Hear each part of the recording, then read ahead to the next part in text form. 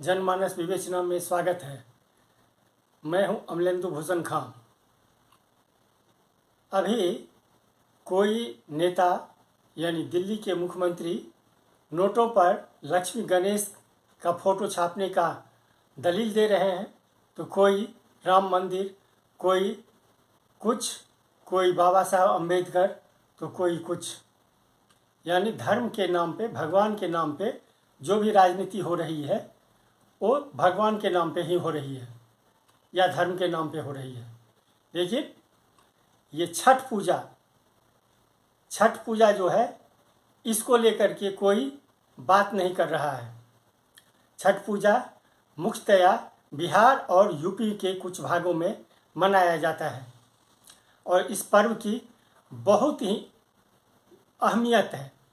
दोनों राज्यों में इस पर्व पे जितनी पवित्रता और जितना ये रखा जाता है, अपना श्रद्धा, वो किसी और पर्व पे नहीं रखा जाता है। लेकिन जो छठ व्रती हैं या छठ करने वाले हैं या जो भी छठ पर्व में शामिल होने वाले हैं, उनके साथ कैसा व्यवहार हो रहा है, यह बहुत कम लोग इस ओर ध्यान दे रहे हैं। छठ पर्व मनाने के लिए, घर जाने के लिए न तो ट्रेन में टिकट मिल रही है, न हवाई जहाज। टिकट मिल भी रहा है तो उसमें किराया इतना वसूला जा रहा है जो हर एक यात्री के बस में नहीं है।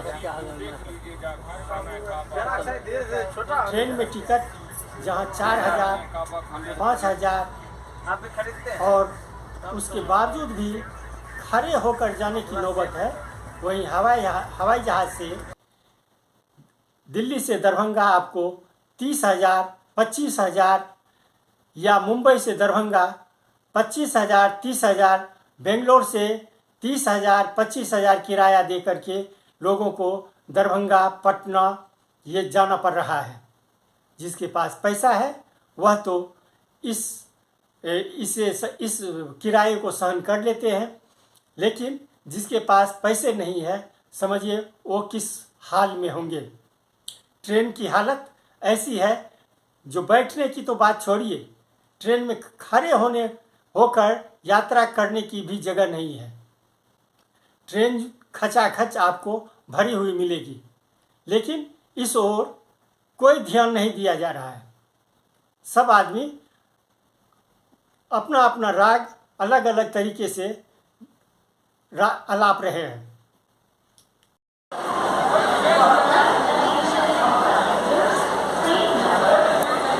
ये रांची रेलवे स्टेशन है। छठ पर्व को लेकर के लोग अपने घरों की ओर जा रहे हैं। ये भारी भीड़ आप देख सकते हैं। ये हटिया गोरखपुर एक्सप्रेस है जो बिहार और यूपी, झारखंड, यूपी, बिहार तीनों राज्यों को जोड़ती है यह ट्रेन।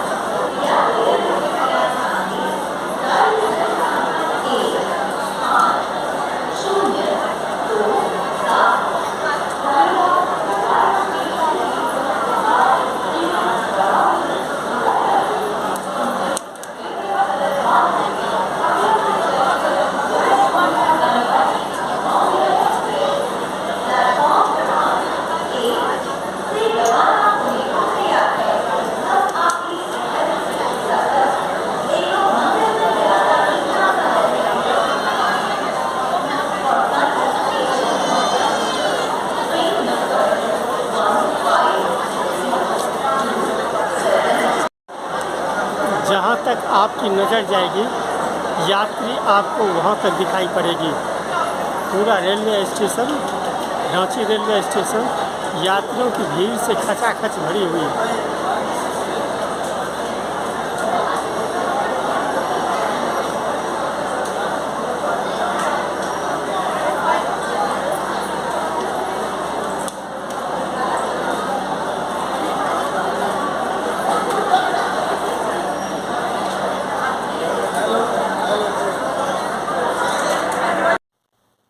हवाई यात्रा कर दिल्ली से पटना जाने वाले यात्री, अगर ऐसे यात्रियों को दरभंगा, मधुबनी, सहरसा जाना हो तो पटना एयरपोर्ट तक जाने के लिए कम से कम 17,000 18,000 किराया देना पड़ रहा है।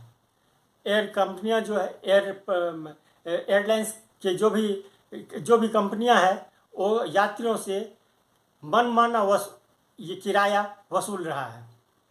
पटना उतरने के बाद अगर दरभंगा जाता है कोई यात्री, या सहरसा जाता है कोई यात्री, या मुजफ्फरपुर जाता है कोई यात्री, तो उसे वहाँ से टैक्सी लेकर के जाने में कम से कम 10-12 हज़ार रुपये का खर्च आएगा। जिस तरह से हवाई कंपनियां पैसा वसूल रही है, उसी तरह से पटना एयरपोर्ट से टैक्सी वाले अब मनमानी किराया वसूल रहे हैं। यानी एक एक यात्री को कम से कम 25 से 30 हज़ार रुपया पे करना पड़ रहा है। ऐसे में ये यात्री छठ पर किस तरह से मनाएंगे, आप आसानी से अंदाज़ा लगा सकते हैं। ट्रेन से जाने वाले यात्री जो हैं, खड़े खड़े महिलाएं हो, बच्चे हो, बच्चे को लेकर के महिलाएं ट्रेन में खड़ी होकर के जा रही हैं। आप अंदाज़ा लगा सकते हैं ऐसी महिलाएं कितनी देर तक अपने बच्चों को गोद में लेकर के यात्रा कर सकती हैं। बैठने तक की जगह नहीं, बाथरूम की वही हालत। उसके ऊपर बिहार में प्रवेश करते ही ट्रेन के अंदर में पेड़ा बेचने वाले, तो झाल मुढ़ी बेचने वाले, चना बेचने वाले आपको इतनी संख्या में आते हैं जो आपका कान बहरा हो जाएगा।